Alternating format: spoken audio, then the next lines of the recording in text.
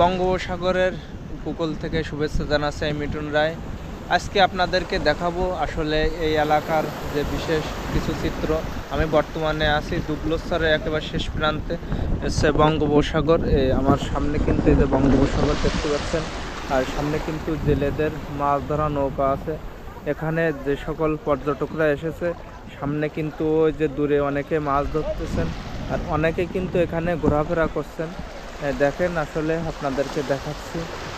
আর এই যে রাস মেলায় কিন্তু এই বিকাল টাইমে আসলে দৃশ্যটা আসলে খুবই সুন্দর লাগে। আর সামনে কিন্তু দূরে যে হচ্ছে দুবলা চর বলে ওই সাইডে, আর সামনে হচ্ছে যে সুটকি পল্লী, ওখানে মাছ শুকানো হয়। আর এখানে মোটামুটি এই বিকাল টাইমে কিন্তু একটা সুন্দর একটা দৃশ্য আপনারা এই মুহূর্তে আসলে উপভোগ করতেছেন। যে বঙ্গোপসাগরের যে ঢেউ, সে ঢেউর গর্জন কিন্তু আপনারা ইতিমধ্যে লক্ষ্য করছেন। তাছাড়া দেখেন সামনে কিন্তু অনেক অতিথি পাখির আনাগোনা আছে, সেগুলো হয়তো ক্যামেরায় দেখা যাচ্ছে না, আমি আপনাদের হয়তো দেখাতে পারবো না। তাছাড়া দেখেন এখানে কিন্তু অনেক পর্যটকের আনাগোনা। আসলে এই বঙ্গোপসাগরের এই তীর ঘিরে কিন্তু এখানে অনেক আসলে পর্যটকের আনাগোনা আসলে এই টাইমে একটু বেশি থাকে। সামনে কিন্তু কিছু অতিথি পাখি উড়ে যাচ্ছে, আপনারা হয়তো সীমিত পরিমাণে দেখতে পাবেন।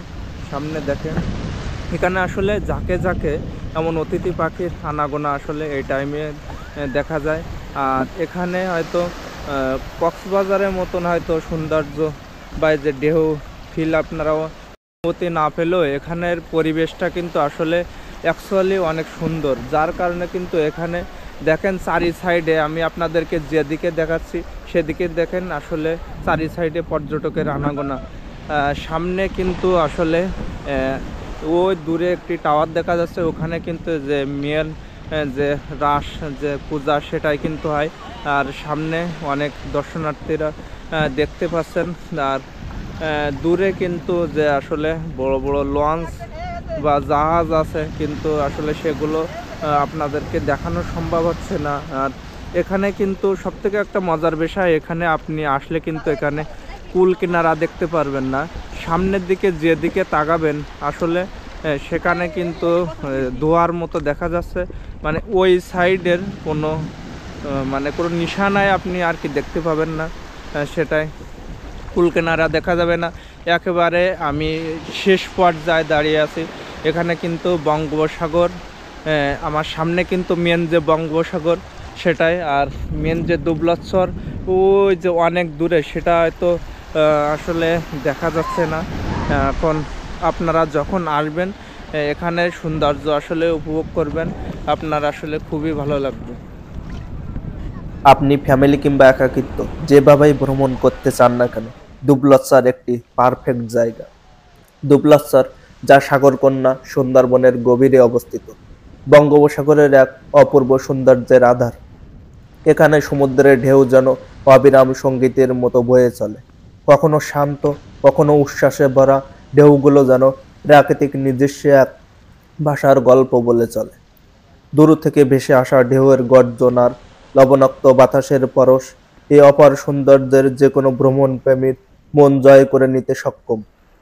সূর্যোদয় কিংবা সূর্যাস্তের সময় ঢেউয়ের উপর পড়া রৌদ্রের ঝিলিক প্রাকৃতিক এক অসাধারণ চিত্রকলা। দুবলাশ্বরের এই ঢেউয়ের হারিয়ে যাওয়া ক্লান্তি মিশে যায় প্রকৃতির বিশুদ্ধ সঙ্গমে।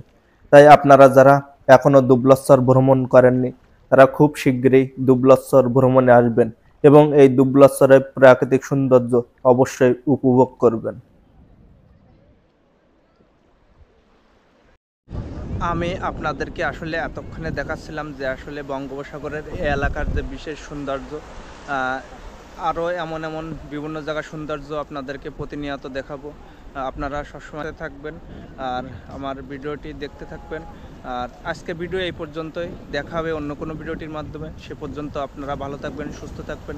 ধন্যবাদ সকলকে।